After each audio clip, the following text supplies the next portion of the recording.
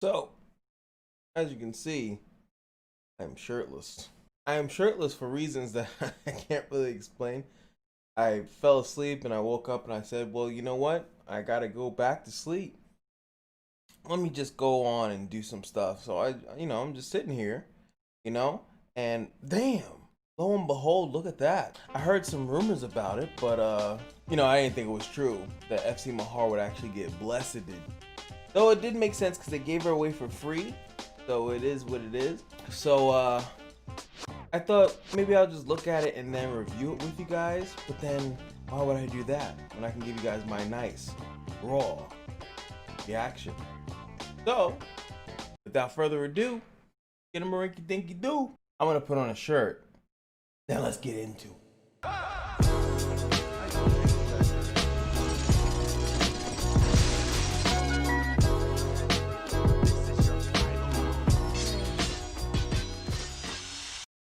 Alright, ladies and gentlemen, it is time to look at this, man. This is going to decide something very specific, and it's if she's good enough. Now, before we even get into anything, like, I know you guys see the chick, right? Like the chick version, FC Mahar, it's a girl, beauty little girl.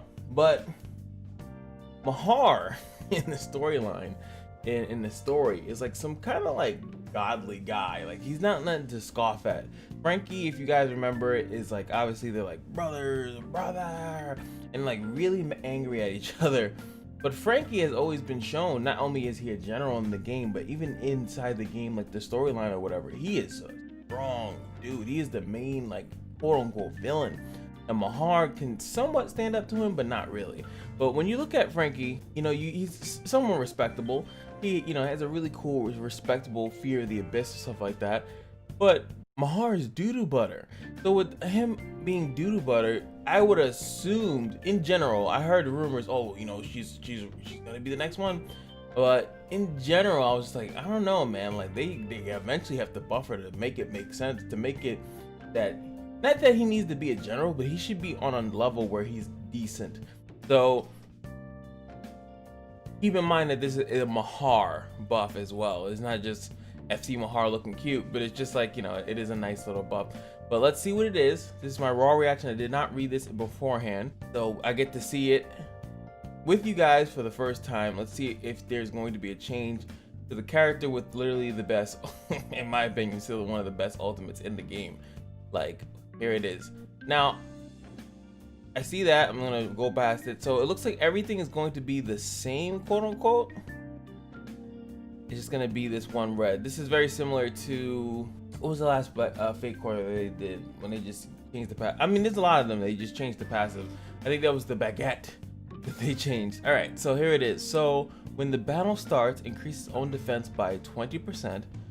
Buff if own health is at 90% or above, reduces damage received by 30%. Well, alright guys, you guys have a great time. Like, comment, and subscribe, and I'll see you guys in the next video. Just kidding. But it's actually not that bad. The only reason why it's not that bad is because you have to remember that this character is in the gender swap, whatever the heck, dysphoria group. So as you can see, right above it is the barrier of will. So triggers when 70% or more of own at max HP is taken at once. Can't be removed. Reduces all damage received, including current damage. The current damage that they're about to take by 50% for 2 turns, and after that you take increased damage. So when the battle starts, you literally just says you increase your defense. That actually does not have a time limit on it. There's no turns to it or anything like that whatsoever. That's fucking busted. Outside of that, when the health is decently high, now 90% HP is kind of spicy, and like, it's pretty much you have to be non-touchable or anything like that. Not non-touchable, it makes no sense. You have to be like not touched, but combined with those two things, barrier will, and then the fact that she's getting increased 20%, and then on top of that, when she is higher at HP, reduces damage received by 30%, this character, quote unquote, should be taking like nothing. Like, keep in mind that it's reduces damage. You're just reducing damage in general. If you guys have ever seen I think it's Brooke, or whenever I use these characters when they're not actually built up. Obviously the one that the head honcho that I use the most would be like Ulum. Ulum actually has this, but doesn't, performs very well, I should say. And then I'm gonna try to say the opposite. The ones outside of Ulum that are in this category, let's deep dive a little bit. The reverse world. Like the other ones, I don't have them built. So like Ulum is the only one that I have that's actually built. You guys know I don't have the Baker build, but the Baker you could kind of see it. Even though she's not built, she would survive a hit or two because of the barrier of will. It's kind of weird. Brooke is like the most built one that I have, and I've wanted to build Mahar, but I know also in my account that it'd just be stupid to do it. Now, you could probably see it through maybe Dreadnoughts if you see FC Valar, and no one really has FC Vernivis built. But it's just really interesting to see how much they can actually tank if you're paying attention to it. Now, FC Garf is going to be a more popular one for I think other people, because Garf is becoming more and more popular by 1 through Dreadnought, and then 2 like through actually like just if you have it you're gonna use it. Same thing with FC Bathory, if you have it you're gonna use it. But the fact that these characters are so incredibly hard to kill just because of the barrier of the will, adding something like that for FC Mahar, where she's gonna have this essentially this really tanky nonsense that she's gonna be able to put out, and she's not gonna be able to die. Now, what significance is her not being able to die like that, which is cool. You'd be like, oh, this is so awesome, this character's not dying, does no damage, yada yada yada. So you do have to remember that she does do a provoke, AoE provoke for 3 turns on her skill, and it also gives her reflect damage.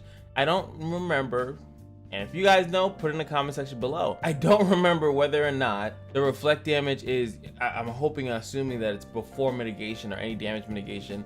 So if you were gonna take 1,000 damage, the reflect damage would be based on that, not out of all of this. Like if it was to not go off the raw damage, it would literally be doo-doo, but it is what it is. But she's gonna provoke and then reflect, which is pretty strong. All the single target attackers will be focusing down on her, and she will have means to stay alive. It also means to hit them back with probably way better force than what they're doing. And this skill is pretty nice because it does decent. It's a single target 3 mana, plus with the signature force, you guys already know that that's a single target hit is going to do some decent damage. But what's really important here is that it's also the defense break based off her defense, and her defense is going to be naturally high.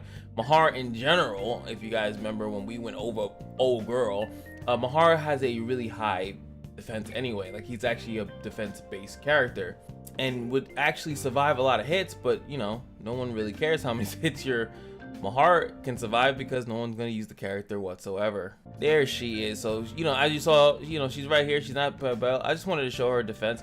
And again, you can see that she doesn't have much. I really wanted to put a lot on her. Oh god, we have to change her outfit, girl. You're getting this core reverse. We can't have you out here looking crazy. As you can see, her defense is 2171 with little to no investment.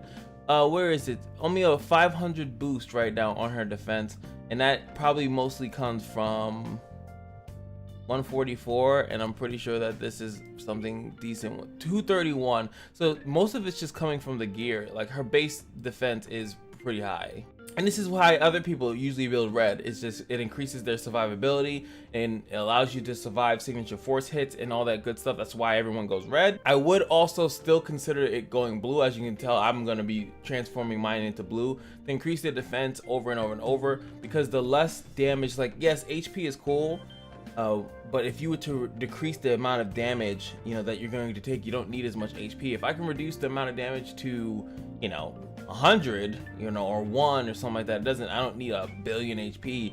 I need to, if I can mitigate the damage. I've always said this multiple times, how strong the defense stat is, but you don't really get to see it, especially when then you have things now that ignore defense, aka signature force.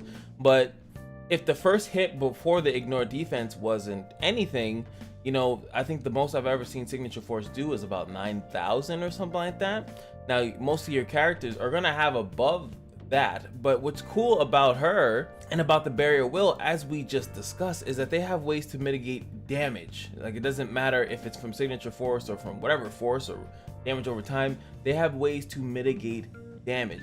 Of course we're gonna be using her, but what do you guys think? Is this worthy enough? YFOs in the comment section below. Is this worthy enough to be awakened, trialed? Does it matter if you guys think it is or not? My baby girl is getting an upgrade, so of course We're gonna deck her out. We're gonna go on a mission and make sure that she can be awakened. The only problem, as you guys know, is going to be the gear. And I just went through the terrible decision making of being able to awaken Jean because the board was looking a little spicy. And I couldn't resist. And I wanted to show you guys that too. We got FC Jean in the building, my boy, on the triple nature set. Well, sorry, six nature set. Had to do it, man. Had to put him in there, man. What do you like? Certain things that you just have to do that make no sense. But I still think Glenn's actually a pretty bad problem. Yes, I know that they quote unquote nerf resets, but you can still have a character go 3 times in a row. just so you guys know, there's definitely ways to manipulate to have a character go like 2 to 3 times in a row. It's absolutely stupid. I still think the game has some pretty cool spicy mechanics. I think we got, and I haven't done chatty yet. Oh my god, it's like just so many cool weird units that I really want to build. Yes, they're not practical for PvP, but they have and just do cool stuff. Unkillable, undying tank, kind of like what Luke was supposed to be. You know, unless you had healing. And same thing with Mahar, you just have to pair her with healing so she actually can stay alive, because you can negate as much damage, but once her health pool starts going low, and also that turn with the barrier will, when they take increased damage, she definitely want to not die on those turns. Let me know again, YFOs, red or blue, because those are pretty much the only options that she has available to her. But you know, you want to increase the defense, because also now another new thing I forgot before I forget, Unleash Potential. You guys do know that we can add defense onto these attacks. 15% of the own defense here when you unleash potential, and then 45% of addition. It's just additional damage though on there. And then I think I forgot what the hell this is. Reduces all allies damage. I still think that this is written incorrectly. It's just for AoE attacks. I still think that that's how these are done. And then the supports are for a different type of attack. But also that would be crazy mitigation. This character just went up like, in my opinion. Unleash potential for the tanks, mitigating damage. I think that's, like I said, all allies damage, and I think the supports read like a little bit differently, if I remember correctly. Reduce damage against all allies, yeah, 30%. This one, sorry, the support is the one that is for AoE damage, in my opinion, and then the tanks have ones that just mitigate damage in general, as long as they're out there. So all that damage mitigation coming from Mahar, I think it might be, because again, I think that would combat signature force. And then if your characters aren't, I need to test that out, man. I really want to see how much damage a tank is going to. I might take the bullet, man. You need 20 to complete one side. So if you guys didn't know, it's 20, right? So it's 20, 40, 60. If you want to max out a character using ultimate orbs, or max out one thing, you just go straight up to here, and it's 20, 40, 60. I could take the dive and unlock the passive, and then unleash, awaken, all these terms, and then awaken Mahar and have her actually like a decent contention to see how much survivability he's packing. And what I also could do is that I can purposely use the daily reset thing, so I can keep losing to a team comp, and then since I keep losing to it, I can keep fighting it, so we can actually put Mahar in and out of the comp to see how quickly. I don't know, guys. The wheels are spinning, but it's only if you want to see something like that. So again, let me know in the comment section below. But anywho, that's enough talk. I'm talking in circles, I know, but I'm just a little bit passionate. Sorry if I'm passionate. This is what you guys like anyway. So when I'm actually excited about something, so I'm just really excited to see what, you know, what potentially could be if I invested into this character, actually put some twerkage on her, change her outfit, because those colors are, ooh, la la, who dressed you? I did. Anyway, make sure you guys like, comment, subscribe, and just remember that every day the Kashino is your lucky day, and I'll see you guys in the next video. Peace.